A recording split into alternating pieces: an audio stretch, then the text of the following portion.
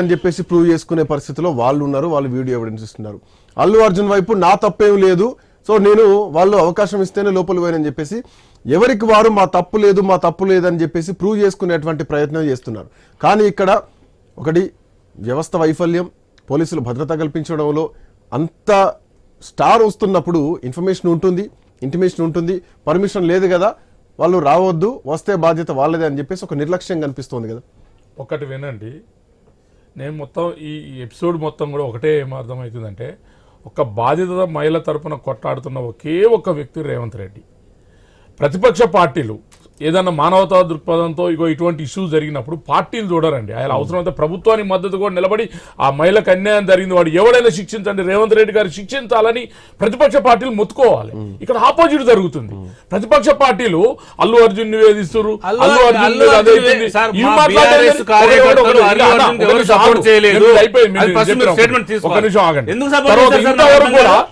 ప్రతిపక్షానికి సంబంధించిన వాళ్ళు ఒక్కరు కూడా ఆ కుటుంబాన్ని పరామర్శించడమో 10 రూపాయలు సాయం చేయడమో ఏం చేయడం, ఎంతసేపు సోషల్ మీడియాలో ఒకటి వదలడం, ప్రభుత్వాన్ని బ్లేమ్ చేయడం, ఇదా మీరు చేసే ప్రతిపక్ష బాధ్యత?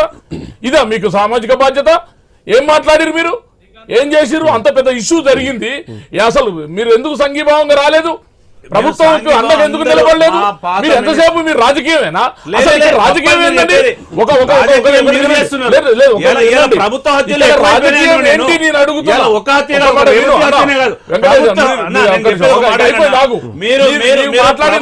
నువ్వు మాట్లాడినప్పుడు నువ్వేం మాట్లాడినావు? మీరు బాధ్యతగా ప్రవర్తించాలి. ప్రతిపక్షంగా ఉన్నటువంటి పార్టీలు డికేఆర్ అల్లు అరవింద్ గురించి మాట, కేటీఆర్ అల్లు అర్జున్ కుటుంబం మాట, వీళ్ళందరూ వాళ్ళకే మాట్లాడితే మరి బాధిత మహిళల తరపున ఎవరు మాట్లాడాలి? ఒకే ఒక్కడు.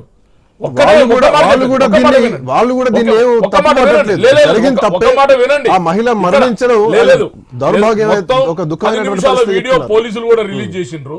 దాంట్లో కూడా దాని మొత్తం షెడ్యూల్ అంతా పెట్టారు. మేము వాళ్ళు పెట్టింది, వీళ్ళు రిజెక్ట్ చేసింది, దానికి సంబంధించింది ఇచ్చింది. తర్వాత ఇంకోటి ఏంటంటే అక్కడ 10 సినిమా థియేటర్లు ఉన్నాయి. ఒక థియేటరే కాదు, ఒక థియేటర్ కోసమే జనమంతా ఉరికి రాలే. ఈ థియేటర్కు హీరో వస్తుండని తెలిస్తే పక్క సినిమా థియేటర్ నుంచి జనమంతా ఉరికొచ్చి పోస్తే ఆ మాబుని కంట్రోల్ చేయడం కష్టం అని చెప్పి ఫస్ట్ రిజెక్ట్ చేసిండు. ఈయనకు ఈగో, నేను అక్కడికి పోవాలి, సంజయ్ థియేటర్కి పోవడం అనేది నా సెంటిమెంట్. ఎవరి సెంటిమెంట్ అంటే ఒక మనిషి ప్రాణం తీసిండు. నీ సెంటిమెంట్ కోసం ఇవాళ ఆ మనిషిని తీసుకురాగలుగుతావా రేవతిని? ఈ ప్రతిపక్ష పార్టీలు మాట్లాడొద్దా ఒక్కసారైనా? ఒకటి ఏం మాట్లాడుతున్నారు? ఒకటి హీరో, తర్వాత హీరో డైరెక్ట్ థియేటర్ లోకి దొంగ మార్గంలో రాలేదు, మీరే అంటున్నారు ర్యాలీకి వస్తున్నారు అని చెప్పి. అవునండి,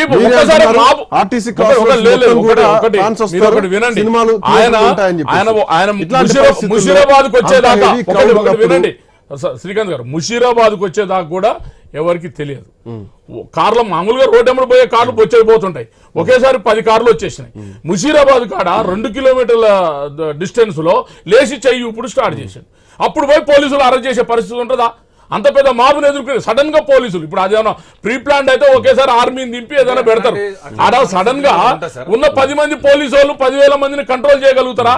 సడన్ గా రావడం ఎట్లా? నువ్వు వద్దన్నాక రిజెక్ట్ చేసినాక నువ్వు ఎట్లా వస్తావు?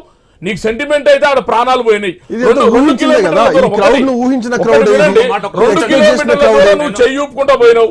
అసెంబ్లీలో వీడియోలు రిలీజ్ చేశారు, పోలీసు వాళ్ళు కూడా చూపించారు. మరి ప్రభుత్వం ఎక్కడ ఏమంటున్నాడు సార్? ముషీరాబాద్ వరకు 4 కాకపోతే 10 వెహికల్ వచ్చినా వాళ్ళ బౌన్సర్లు వచ్చారు కదా సార్. ఒక పోలీస్ స్టేషన్ ఆధీనంలో ఒక సిఐ, 4 ఎస్ఐలు, 75 మంది కానిస్టేబుల్, హెడ్ కానిస్టేబుల్, ర్యాప్ తాడు ఉంటుంది. మీరు అట్లాంటిది జరుగుతున్నప్పుడు మీ ర్యాప్ తాడు ఎక్కడ పోయింది? మీ బలగాలు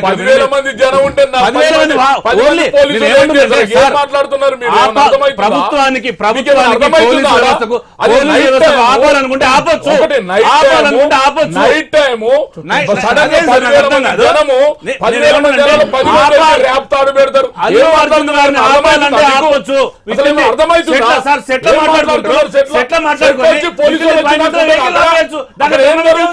ఒక ఎస్ఐ ఏం మాట్లాడుతున్నారు? ర్యాలీ 2 కిలోమీటర్లు వస్తుంది.